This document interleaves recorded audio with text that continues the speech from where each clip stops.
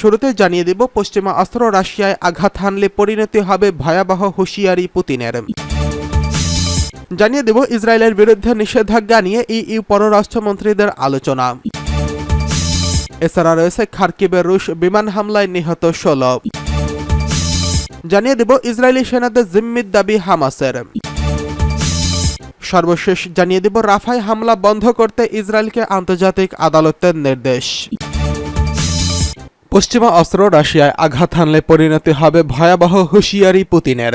পশ্চিমা দেশগুলো যদি ইউক্রেনের রাশিয়ায় হামলা চালানোর জন্য তাদের অস্ত্র ব্যবহার করার অনুমতি দেয় তাহলে গুরুতর পরিণতি ভোগ করতে হবে বলে হুঁশিয়ারি দিয়েছেন রাশিয়ার প্রেসিডেন্ট ভ্লাদিমির পুতিন। উজবেকিস্তানে সফরকালে এই হুঁশিয়ারি উচ্চারণ করেন ভ্লাদিমির পুতিন। সংঘাতের এই ক্রমাগত বৃদ্ধি গুরুতর পরিণতির দিকে নিয়ে যেতে পারে। ইউরোপ, বিশেষত ছোট দেশগুলোতে তারা কি নিয়ে খেলছে সেই সম্পর্কে তাদের সচেতন হওয়া উচিত। এমন অনেক ইউরোপীয় দেশ রয়েছে যারা আয়তনে ছোট এবং যেসব দেশ ঘনবসতিপূর্ণ। তিনি বলেন, রাশিয়ার ভূখণ্ডে আঘাত করার কথা বলার আগে তাদের এই বিষয়টি মাথায় রাখা উচিত। তাই ইউক্রেনের বাহিনীর হামলা চালালে তার দায়ভার পশ্চিমা অস্ত্র সরবরাহকারীদের উপরই বর্তাবে। বার্তা সংস্থা এএফপি বলেছে, প্রেসিডেন্ট পুতিন এমন এক সময় এই মন্তব্য করলেন যখন সামরিক জোট ন্যাটোর কিছু সদস্য দেশের পাশাপাশি জোটের প্রধান জেন্স স্টলটেনবার্গ ইউক্রেনের রাশিয়ার ভূখণ্ডে হামলা চালানোর জন্য পশ্চিমা অস্ত্র ব্যবহার করার অনুমতি দেওয়ার আহ্বান জানিয়েছেন। এদিকে ইসরায়েলের বিরুদ্ধে নিষেধাজ্ঞা নিয়ে ইইউ পররাষ্ট্রমন্ত্রীদের আলোচনা। ফিলিস্তিনের গাজায় কয়েক মাস ধরে চলা সামরিক অভিযান বন্ধ করার জন্য ক্রমবর্ধমান আন্তর্জাতিক চাপের মুখে পড়েছে ইসরায়েল।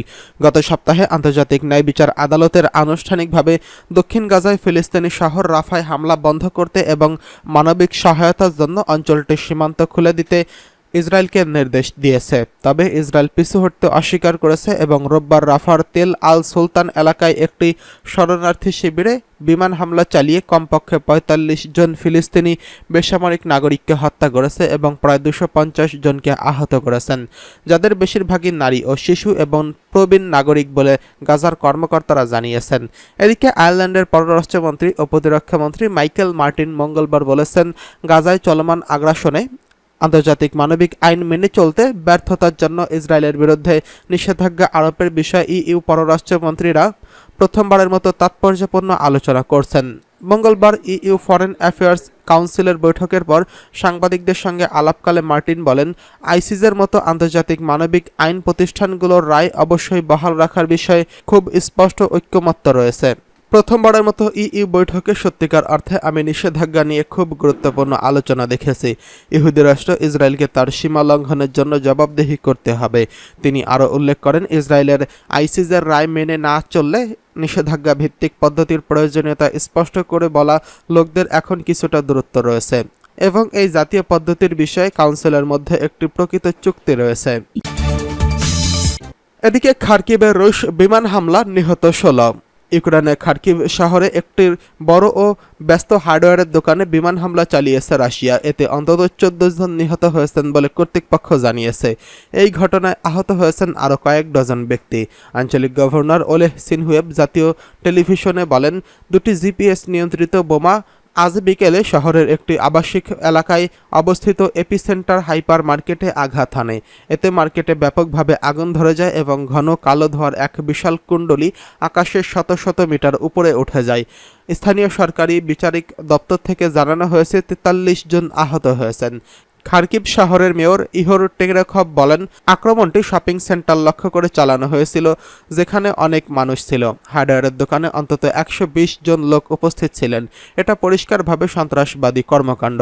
মস্কো ইচ্ছাকৃতভাবে বেসামরিক লক্ষ্যবস্তুতে আক্রমণ করার অভিযোগ অস্বীকার করে আসছে। তবে ইউক্রেন তাদের ২৭ মাস ধরে চলা আক্রমণে কয়েক হাজার লোক নিহত এবং আহত হয়েছেন।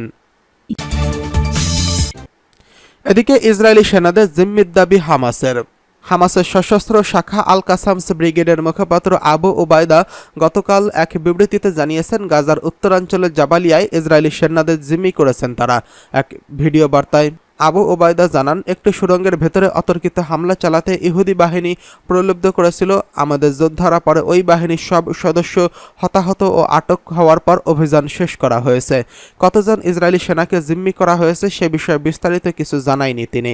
কাসেমস ব্রিগেডের পোস্ট করা একটি ভিডিওতে দেখা যায় একজন আহত সৈন্যকে মেঝে বরাবর টেনে নিয়ে যাওয়া হচ্ছে। সেখানে তার অস্ত্র অন্যান্য যুদ্ধ সরঞ্জামের ছবিও দেখানো হয়। তবে হামাসের এই দাবি প্রত্যাখ্যান করেছে ইসরায়েলি বাহিনী। তাছাড়া আবু ওবায়দা নিজেও তার দাবির পক্ষে কোনো প্রমাণ দেখাননি। প্রসঙ্গত, গত বছরের 7 অক্টোবর থেকে গাজায় সামরিক অভিযান চালিয়ে যাচ্ছে ইসরায়েলি বাহিনী।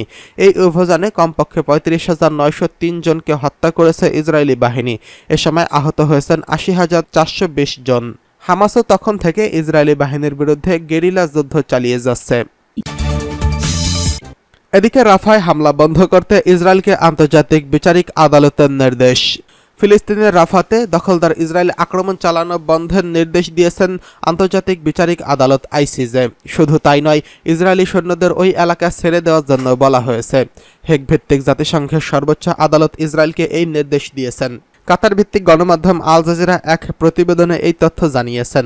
আদালতের বিচারকরা বলেছেন, ইসরায়েলের গাজায় বাসিন্দাদের নিরাপত্তার ব্যাপারে যেসব প্রতিশ্রুতি দিয়েছে এবং রাফা থেকে বাসিন্দাদের সরিয়ে নেওয়ার ক্ষেত্রে যে প্রক্রিয়া ব্যবহার করছে সেটিতে তারা সন্তুষ্ট নয়। আইসিজের প্রধান বিচারপতি নওয়াফ সালাম বলেন, রাফাতে তাৎক্ষণিকভাবে ইসরায়েলের যে কোনো হামলা বন্ধ করতে হবে এবং যেই হামলায় গাজার ফিলিস্তিনি ও তাদের অবস্থা ক্ষতিগ্রস্ত হতে পারে। রাফায় মানবিক পরিস্থিতি বিপর্যয়কর বলে মন্তব্য করে তিনি যত দ্রুত সম্ভব সেখানে ইসরায়েলি সৈন্যদের হামলা বন্ধ করার নির্দেশ দেয়। এর আগে রাফাতে ইসরায়েলি হামলা বন্ধের দাবি নিয়ে আন্তর্জাতিক বিচারিক আদালতের দ্বারস্থ হয় দক্ষিণ আফ্রিকা। গাজায় ইসরায়েলের গণহত্যা চালাচ্ছে দাবি করে দেশটির সেখানে হামলা বন্ধ করতে আবেদন জানান। দক্ষিণ আফ্রিকার আবেদন আমলে নিয়ে আজ শুক্রবার রাফাতে হামলা বন্ধের নির্দেশ দিয়েছেন আইসিজের বিচারকরা। রায় দিতে পারলেও রায় কার্যকর করানোর ক্ষমতা নেই আইসিজের। এখন আর ইউক্রেনের আগ্রাসন বন্ধের জন্য রাশিয়াকে নির্দেশ দিয়েছিল আদালত, কিন্তু রাশিয়া তা মানেননি।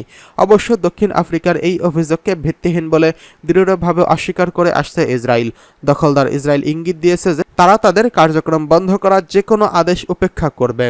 একজন সরকারি মুখপাত্র বলেছেন, পৃথিবীর কোনো শক্তি ইসরায়েলকে তার নাগরিকদের রক্ষা করা থেকে এবং গাজায় হামাস নির্মূল করতে বাধা দেবে না। রাফা শহরে জিম্মিদের আটকে রেখেছে দাবি করে ইসরায়েলের প্রায় 3 সপ্তাহ আগে সেখানে অভিযান শুরু করে নির্বাচীরা হামলা চালায়, যা এখনো চলছে।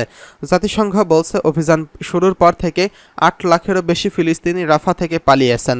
গাজার অন্যত্র যুদ্ধ প্রায় 1.5 মিলিয়ন মানুষ সেখানে আশ্রয় নিয়েছেন।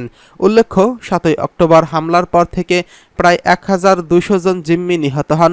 উল্লেখ্য, গত 7 অক্টোবর ইসরায়েল হামাসের হামলায় প্রায় 1200 নিহত হয়েছেন। 252 জনকে জিম্মি করে নিয়ে যায় হামাসের বন্দুকধারীরা। হামাস নির্মূলের নামে গাজায় আক্রমণ শুরু করে ইসরায়েল।